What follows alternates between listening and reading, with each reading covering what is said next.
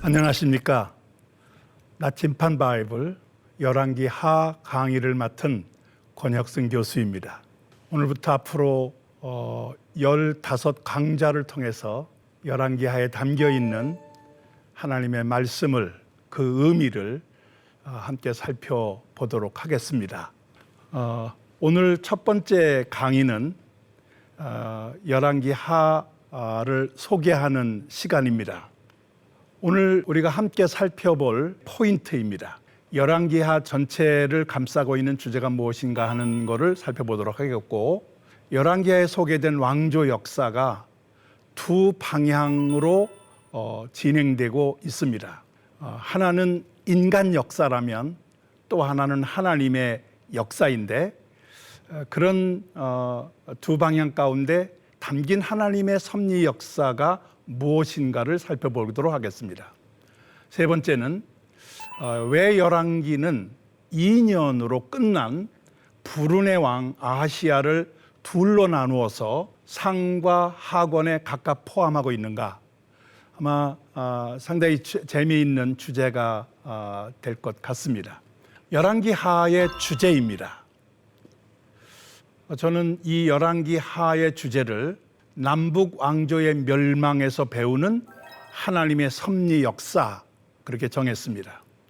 여기에 남북 왕조의 멸망을 하양 곡선의 나선형 역사라, 그렇게 제가 그 의미를 정리해 보았는데, 여기에 그 하양 곡선 나선형 역사라고 하는 것은 역사가 그 나선형처럼 원을 그리면서 움직이는데 그 방향이 상향이 아니라 하향이라는 것입니다. 물론 이 하향의 나서는 역사 마지막 결론은 멸망입니다. 그래서 열왕기 하에는 이렇게 하향 곡선을 그리는 남북 왕조의 역사가 결국 멸망으로 끝난다는 것을 우리에게 보여주고 있습니다. 그런데 그 가운데 그렇게 끝나는 역사로 모든 게 마무리되는 것이 아니라 그 안에 하나님의 섭리 역사가 담겨 있다는 것입니다. 우리가 주목해야 될 점은 하나님의 섭리 역사입니다. 어쩌면 우리가 사는 이 시대는 여전히 하양 곡선의 나선형으로 추락하는지 모르겠습니다. 그러나 그 가운데에서 하나님의 섭리 역사는 여전히 작동하고 있다. 우리가 주목할 것이 바로 이 두 번째 하나님의 섭리 역사라고 하는 것입니다. 열왕기 하의 기간은 우리가 생각했던 것보다 좀 긴 역사입니다. 제가 130년, 120년 플러스 250년이라고 말씀을 드렸는데, 남북이 분열됐는데 그러고 나서 80년이 지나는 역사는 열왕기 상에 소개되어 있습니다. 80년이 지난 때부터 열왕기 하는 북왕조 이스라엘의 아수르에 의한 멸망까지 130년의 역사를 기록하고 있습니다. 그리고 나서 아수르가 멸망하고 난 다음에 이어서 남왕국 유다가 바벨론에게 멸망을 당하게 되는데, 이 바벨론에게 멸망당한 남왕국 유다의 역사는 그 뒤 120년을 더 지속되게 됩니다. 그래서 130년과 120년을 더하면 250년이 되는 것입니다. 열왕기 하 중심 인물은 엘리야와 엘리사인데, 이 두 분의 활동 기간도 우리가 살펴볼 필요가 있습니다. 두 선지자는 북왕국 이스라엘의 하양 곡선 나선행 역사를 막아보려고 부단히 애를 썼던 분입니다. 다시 말하면 북왕국 이스라엘의 왕들이 하양 곡선을 그리는 역사를 가속시켰다면 그것을 막아보려는 노력을 엘리야, 엘리사가 했다는 것입니다. 이 두 선자의 활동 기간은 아합으로부터 시작해서 아하시야, 여호람, 그리고 예후 왕조로 이어져서 아하스, 요아스까지 6명의 왕들이 통치했던 약 75년간의 기간입니다. 이 두 선자의 활동은 열왕기상 17장에서 시작이 되는데 열왕기하 13장까지, 그러니까 열왕기상 17장에서 엘리야의 등장이 나오고 열왕기하 13장은 엘리사의 죽음을 기록하고 있습니다. 그래서 이 두 선자 활동을 기록하고 있는 열왕기 상하의 모든 내용을 우리가 계산하면 모두 19장에 걸쳐서 이제 진행이 됩니다.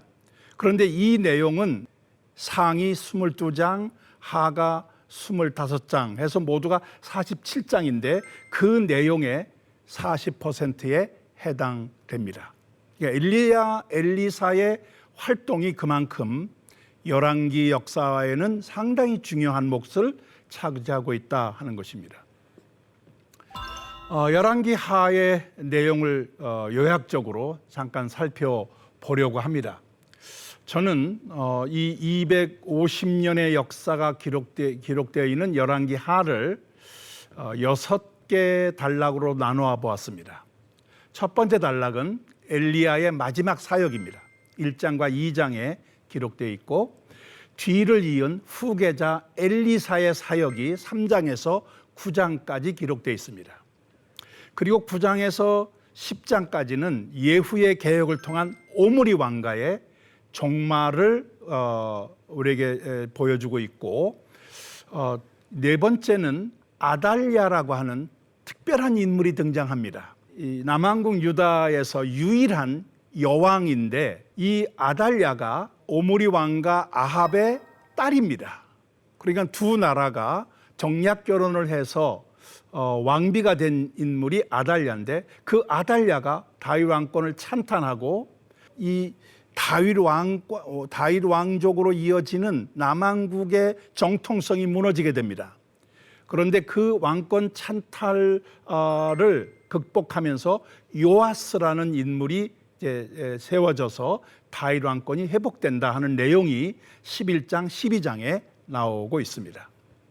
다섯 번째는 북왕조 이스라엘 마지막 왕들의 역사와 아수르에 의한 멸망 13장에서 17장, 그리고 마지막 여섯 번째는 남왕국 유다의 마지막 역사와 바벨론에 의한 멸망이 18장에서 25장까지 기록되어 있는데 이 가운데에는 히스기야의 개혁과 요시야의 개혁, 이 두 개혁이 마지막 멸망을 막아보려는 발버둥으로 기록된 것을 우리가 볼 수 있습니다. 그게 히스기야 개혁이 18장에서 20장, 요시야 개혁이 22장에서 23장. 열왕기 하의 전체 주제를 하향식 나선형 역사라고 말씀을 드렸는데 바로 그 역사가 남북 왕조의 왕들에 의해서 진행된 것이라면 하나님의 섭리 역사가 그 역사를 막아보려는 또 새로운 방향이 세워지는데 거기에는 엘리사가 있고 그리고 남왕국의 히스기야, 요시야 같은 개혁적 인물이 있었다 하는 것을 이 내용 요약에서 살펴볼 수가 있겠습니다. 열왕기에 소개된 왕조인데 열왕기 상부터 시작되는 내용입니다만은 잠깐 좀 정리를 해보도록 하겠습니다. 먼저 북왕조 이스라엘입니다. 모두 9개 왕조가 세워지는데 그 9개 왕조 아래 19명의 왕들이 통치를 하게 됩니다. 130년 동안에 9개 왕조가 세워졌다. 아마 그 역사가 얼마나 불안정했는가를 잘 알 수 있을 것입니다. 평균 통치 기간은 11년인데 5대 왕이었던 시므리라는 인물은 7일간만 통치하는 그런 역사도 있습니다. 8명의 왕이 모두 모반으로 살해가 되면서 정권이 바뀌게 됩니다. 그러니까 9개 왕조 자체가 전부 모반에 의한 살해로 점철된 역사다 이렇게 볼 수 있겠습니다. 여기에서 9개 왕조 가운데 중요한 왕조가 여로보암 왕조입니다. 북왕조 이스라엘을 세웠던 여로보암, 그의 아들 나답. 그리고 이제 오므리 왕조인데 네 번째 왕조인 오므리 왕조는 그 아들 아합과 그리고 아하시아와 여호람이라고 하는 네 왕에 의해서 이제 그 왕조가 유지가 됩니다. 그 뒤에 나오는 예후 왕조가 있는데 이 예후 왕조가 5왕의 통치를 거칩니다. 그러면서 이제 마지막 멸망, 아수르에게 멸망당하는 역사로 이어지게 되는데, 그래서 여로보암 왕조, 오므리 왕조, 예후 왕조, 이 세 왕조가 9개 왕조 가운데 가장 주목받는 왕조다, 그렇게 정리할 수 있겠습니다. 남왕조 유다입니다. 다윗 가문의 단일 왕조인데 모두가 다윗의 후손들로 왕이 됩니다. 20명이 통치를 합니다. 근데 여기에 아달랴 여왕이 포함되면 21명인데 이 아달랴는 아합의 딸이기 때문에 다윗 단일 왕조의 왕으로 집어넣기가 좀 어려운 그런 상황. 그래서 20명의 다윗 단일 왕조의 왕들과 아달랴의 특별한 아달랴라는 여왕이 있었다, 이렇게 보시면 되겠습니다. 이외적인 것으로 이제 북왕조 이스라엘 출신 아달랴, 아합의 딸인데 6년간 통치를 했던 그런 아픈 역사가 또 있다는 것도 우리가 주목할 필요가 있겠습니다. 평균 통치 기간은 16년인데 여호아하스라는 왕은 3개월만 통치하는 가장 짧은 통치 기간을 통치를 했던 인물입니다.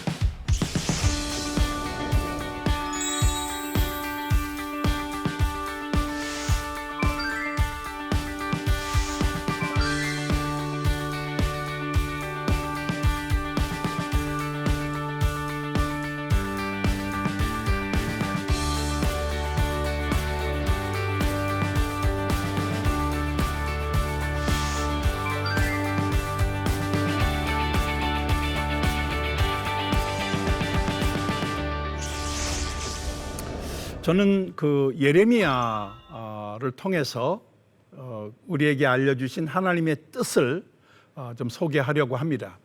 예레미야 29장 11절인데 그 내용은 예레미야를 통해서 바벨론의 포로로 끌려가 있던 이스라엘에게 하나님이 주시는 메시지예요.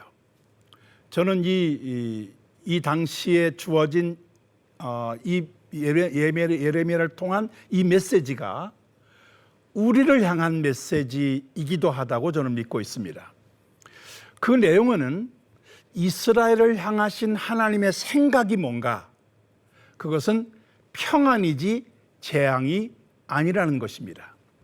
지금 이스라엘은 바벨론의 포로로 끌려가 있습니다. 나라를 상실합니다. 재앙이 분명합니다. 그것은 하나님께서 이스라엘의 잘못에 대한 심판이었습니다. 그런데 그런 포로민들에게 예레미야를 통해 하나님은 내 생각은 재앙이 아니다, 평안이다, 그렇게 말씀합니다. 이 내용은 우리가 이렇게 정리할 수 있겠습니다. 비록 우리에게 우리가 원하지 않는 여러 가지 어려움이 닥칠 수 있습니다. 그런데 그것은 수단이고 과정일 뿐이지 결코 마지막 목적이 아니라는 것이에요. 이런 어려움을 통하여서 하나님께서는 이스라엘에게 평안을 주시겠다는 것입니다. 여기에 평안이라는 이 단어는 히브리어로 샬롬을 의미하는데, 이 샬롬의 의미는 온전하다, 그런 뜻을 기본적으로 가지고 있고, 저는 이 샬롬을 하나님과의 관계가 소통되면서 이웃과의 관계가 열리는 것이다, 그리고 그 가운데 우리의 삶의 모든 요소들이 제대로 작동하는, 활성화되는 이런 것을 전체를 다 그렇게 모아서 평안, 샬롬이라고 부른다. 하나님께서는 재앙이 아니라, 재앙이라는 말을 저주란 말로 한다고 하면, 저주는 히브리어로 아라르인데 그 기본 의미는 묶여 있다, 그런 뜻입니다. 샬롬은 풀어지는 거예요. 하나님은 때로 우리를 묶기도 하십니다. 깨우치기 위한 방법일 수도 있고, 그런 그 재앙을 통해서 우리 스스로를 돌아보게 만들기도 합니다. 그런데 마지막 결론은 모든 것을 풀어주시는 평안이 시작이라는 것입니다. 그러면서 그들에게 미래와 희망을 주는 것이다. 이게 에레미야를 통한 하나님의 뜻이었습니다. 여러분들에게도 이 메시지가 적용되기를 바랍니다. 하나님의 생각, 우리를 향하신 하나님의 생각은 평안이지 재앙이 아니다. 우리에게 미래와 희망을 주시는 것이다. 열왕기 하의 마지막 내용, 마지막 부분이 열왕기 하 25장 27절 그 내용을 보면 바벨론의 포로로 끌려가 있는데 그때 끌려간 임금이 여호야긴입니다. 포로로 끌려가 있고 아마 다른 포로민과 마찬가지로 제약을 받으며 살아갔을 것입니다. 그런데 느부갓네살이 죽고 난 다음 에월모로닥이라는 왕위에 오르면서 그게 주전 526년에요. 37년간 유배 생활을 하고 있던 유다왕 여호야긴이 석방되어서 왕 대접을 받게 됩니다. 이게 열왕기 하 마지막 내용이에요. 열왕기 하에 소개된 패망의 역사, 하나님의 심판의 역사, 그 역사 속에서 예레미야를 통해 말씀하신 것처럼 재앙이 아니라 평안이다, 미래와 희망을 주는 것이다, 그런 것처럼 미래를 향한 희망의 불씨가 생겼다고 하는 기록이기도 합니다. 하나님의 심판은 이제 끝나고 새로운 회복의 역사가 시작되고 있음을 보여주는 사건이었습니다. 그것은 노아 시대 홍수 심판이 끝났음을 알리는 비둘기가 물고 온 감람나무의 새 잎사귀와 같은 의미가 있다고 보고, 엘리야가 비 오기를 기도할 때 바다에서 올라왔던 손바닥만한 크기의 구름, 이것도 하나의 희망이거든요. 비는 오지 않지만 작은 크기의 구름이 떠오르는 걸 보고 하나님께서 이제 비를 내리신다고 확신을 했던 것처럼 이 여호야긴의 석방은 열왕기 하의 전체 마지막 기록인 패망을 뒤집는, 반전시키는 새로운 역사의 시작을 보여줍니다. 하나님 섭리 역사에 동참했던 인물들이 있습니다. 개혁을 주도했던 왕들이 있는데 아까 소개했던 히스기야가 있고 요시야가 있습니다.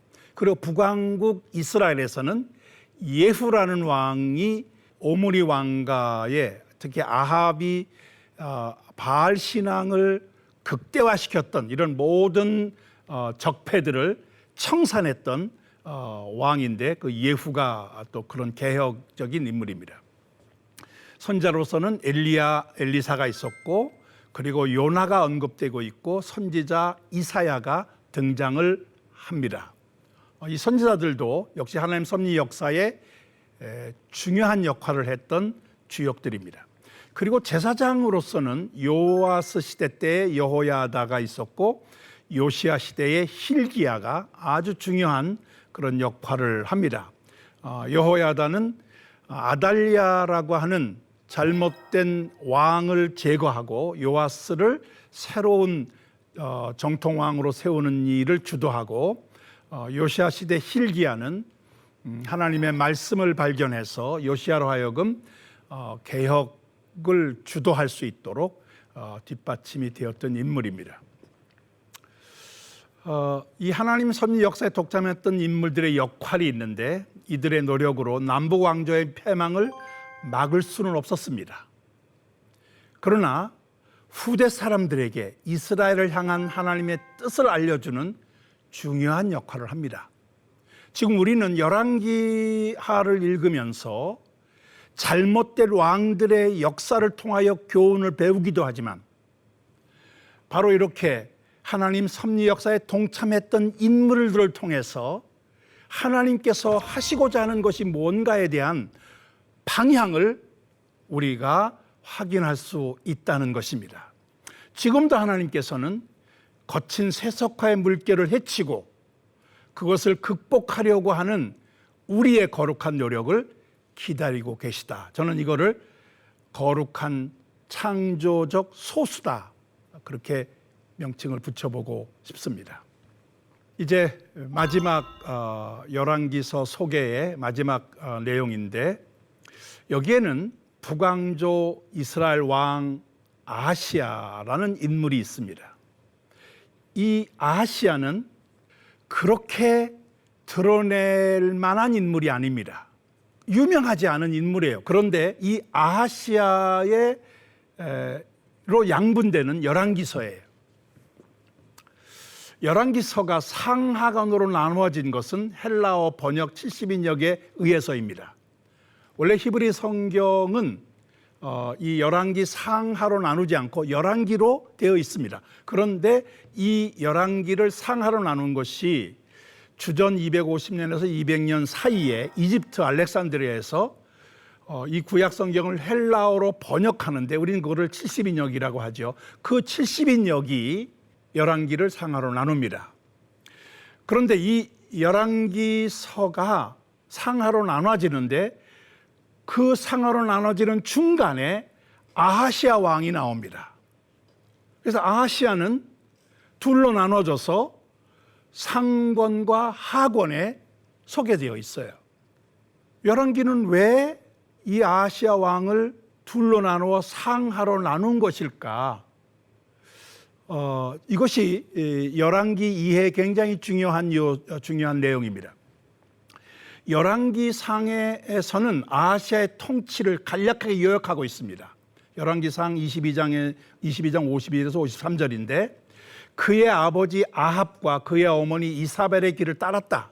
느밧의 아들 여로보암의 길을 행했다. 바알을 섬김으로 이스라엘의 하나님 여호와를 진노하게 했다. 이렇게 아하시야가 얼마나 잘못된 통치를 했는가를 요약하고 있습니다. 그런데 열왕기 하에서는 앞서 요약한 그의 잘못을 구체적으로 제시합니다. 자신이 병이 낫겠는가를 에그론의 바알세붑에게 물으려고 합니다. 엘리야를 체포하기 위하여 세 차례나 병사들을 파견합니다. 이런 인물 아하시야 왕을 왜 열왕기서는 양분하고 있는가? 첫째, 아합의 아들로서 2년간 통치를 합니다. 오므리 왕가에서 4명의 왕이 등장하는데 그중에 가장 짧은 기간 동안 통치한 왕이에요. 그는 낙상사고로 병을 얻어 죽게 됩니다. 그러면서 후계자 아들마저 없어서 동생이었던 요람이 왕위를 이어가게 됩니다. 아하시야는 이스라엘을 바알 신앙에 빠뜨린 아합 자손 중 가장 불행했던 인물이었습니다. 그런데 그런 아하시야가 상하에 나누어 기록된 것은 바로 그가 하양 곡선으로 추락하는 나선왕 역사의 대표적인 인물이었기 때문이다. 이것이 제가 이 아하시야가 양분될 수밖에 없었던 이유라고 제시를 하는 것입니다. 2년의 짧은 통치에도 불구하고 반으로 나눠져 있는 이 인물, 그는 열왕기가 소개하고 있는 하양 곡선을 그리는 나선왕 역사의 대표적인 인물이라는 것이고, 그가 둘로 나눠졌는데 이 둘이라는 것은 소위 하프타임이 있다는 것을 저는 로 해석을 하고 싶습니다. 그런데도 불행한 죽음으로 티닿는 삶의 제동장치를 마련하지 못했다. 바로 이 아하시야라고 하는 인물이 열왕기에 나오는 모든 왕들의 모습이기도 하다. 그래서 대표적인 그런 모습을 아하시야가 가지고 있기 때문에 열왕기하는 아하시야를 둘로 나누게 되었다 하는 것입니다.